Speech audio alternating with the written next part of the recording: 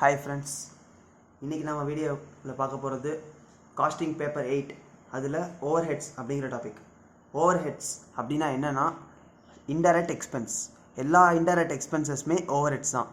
Indirect material, indirect wages and administrative overheads அந்த மாதிரி எல்லாமே ஓவர்ஹெட்ஸ் தான், எக்ஸப்ட் டைரக்ட் எக்ஸ்பென்சஸ். அதை நம்ம எப்படி அப்போர்ஷன் பண்ணுறோம் அப்படின்னு தான் இந்த வீடியோவில் நம்ம பார்க்க போகிறோம். ஃபஸ்ட்டு அப்போர்ஷன்மெண்ட் அப்படின்னா என்னென்னா பிரித்து கொடுக்குறது. இப்போ 5 டிபார்ட்மெண்ட் இருக்குது, ஒரு 3 department production department, 2 department service department அப்படின்னா சர்வீஸ் டிபார்ட்மெண்ட்டோட எக்ஸ்பென்சஸ் எப்படி ப்ரொடக்ஷன் டிபார்ட்மெண்ட்டுக்கு பிரித்து கொடுக்குறோம், அதுதான் அப்போர்ஷன்மெண்ட். இதுக்கு 2 ஸ்டெப் ஃபாலோ பண்ணணும். First step primary distribution, second step secondary distribution. Secondary டிஸ்ட்ரிபியூஷனை நம்ம 2 மெத்தடில் ஃபாலோ பண்ணிக்கலாம். First method redistribution or step distribution or repetitive distribution, எதுனாலாம் ஒரே நேம் தான். ரெண்டாவது மெத்தட் சைமல்டேனியஸ் ஈக்குவேஷன் மெத்தட். இந்த 2 மெத்தட்லையும் நம்ம இந்த செகண்டரி டிஸ்ட்ரிபியூஷன் நம்ம ஃபாலோ பண்ணலாம். இந்த வீடியோவில் நம்ம பிரைமரி டிஸ்ட்ரிபியூஷன் எப்படி பண்ண போகிறோம் அது மட்டும் தான் நம்ம பார்க்க போகிறோம். இதை ஒரு இல்லஸ்ட்ரேஷன் வச்சு நம்ம பார்ப்போம்.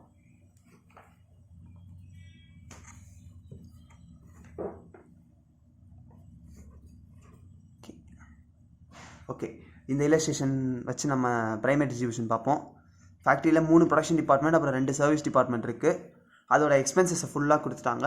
இங்கே அதை என்ன பேசிஸில் அப்போர்ஷன் பண்ண போகிறோம் அப்படிங்கிறத கொடுத்துட்டாங்க. இங்கே பார்த்தீங்கன்னா area, square feet, number of workers, wages, value of plant, stock value, horse power of plant, இந்த பேசிஸில் தான் அப்போர்ஷன் பண்ணணுங்கிறதையும் கொடுத்துருவாங்க. இதெல்லாமே அதோட ரேஷியோஸ் அதை கொடுத்துருவாங்க.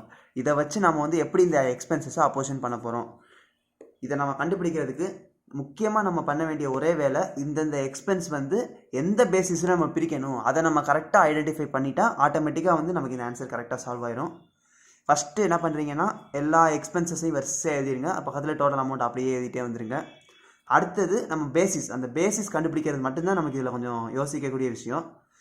இப்போ ஃபஸ்ட்டு எப்படி என்னென்னு நான் இந்த ஒரு சமுக்கு சொல்லிடுறேன்.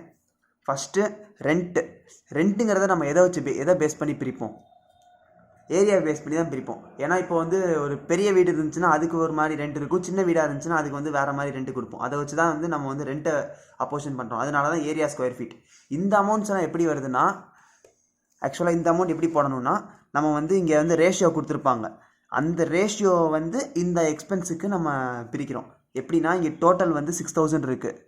இந்த டோட்டல் 6000 இந்த ரேஷியோவில் பிரிக்கணும்னு சொன்னேன்னா, so into first production department 1க்கு 400 பை எல்லாத்தையும் ஆட் பண்ணுங்கள். எல்லாத்தையும் ஆட் பண்ண டோட்டல் எவ்வளோ வரும்,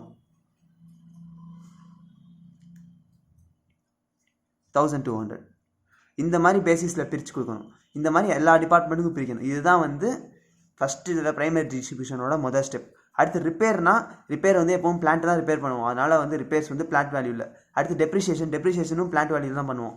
அடுத்து லைட்டிங்கும் நம்ம ஏரியா பேஸ் பண்ணி தான் நம்ம லைட் போடுவோம். ஏன்னா கம்மியாக ரூம்ஸ் இருக்கிற வீட்டுக்கு கம்மியான லைட்ஸ் இருந்தால் போதும். பெரிய வீடாக இருந்துச்சுன்னா கொஞ்சம் அதிக லைட்ஸ் போடணும். அதான் லைட்டிங்கும் ஏரியா பேஸ் பண்ணி தான் பிரிக்கிறோம். சூப்பர்விஷன் யாரை சூப்பர்வைஸ் பண்ணுவோம், ஒர்க்கர்ஸாக இல்லை எம்ப்ளாயீஸை தான் சூப்பர்வைஸ் பண்ணுவோம். ஸோ இங்கே நம்பர் ஆஃப் ஒர்க்கர் பேஸ் பண்ணி தான் சூப்பர்விஷனை பிரிக்கணும்.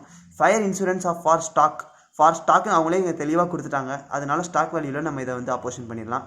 இஎஸ்ஐ கான்ட்ரிபியூஷன்னா அது எம்ப்ளாயர் எம்ப்ளாய்க்கு கொடுக்கக்கூடிய ஒரு கான்ட்ரிபியூஷன் தான் இஎஸ்ஐ கான்ட்ரிபியூஷன்.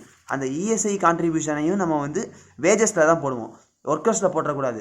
ஏன்னா இஎஸ்ஐ கான்ட்ரிபியூஷன் அவங்க வேஜஸ்லேருந்து கொஞ்சம் அவங்களா பிடிச்சிப்பாங்க. அதனால் அதை வேஜஸில் தான் எடுத்துக்கணும், நம்பர் ஆஃப் ஒர்க்கர்ஸில் எடுக்கக்கூடாது. அடுத்து பவருக்கு ஹார்ஸ் பவரே இருக்குது.